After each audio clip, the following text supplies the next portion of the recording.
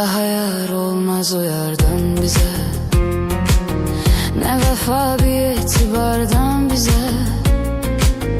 Bu kadar bəsdi günah ettik, baxır Allah da yuxarıdan bize. O ne Mecnun'du ne Leyla'dı, o bir alem bir dünyadı. Onu şair nece vesfetsin, o hayalımdaki sevdadır. Mest edibdir bizi peymaneler, gece meyhaneler, gece meyhaneler.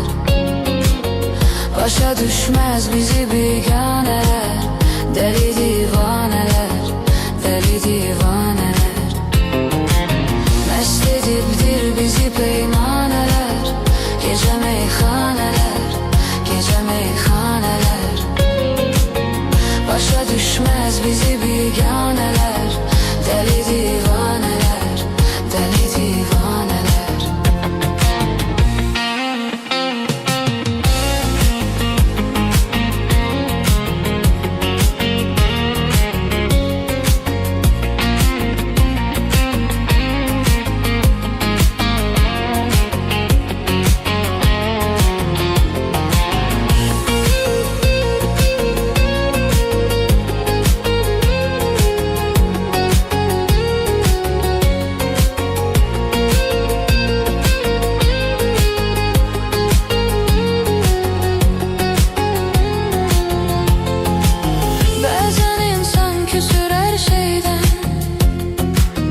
Kara kısmet kara taleyden,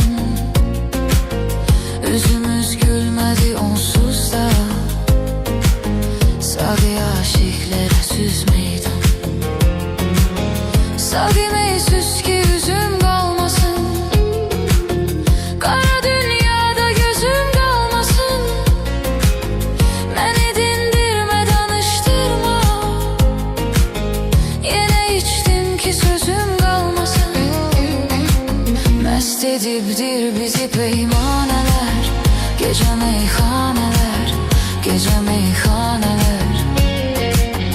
Başa düşmez bizi biganeler, deli divaneler.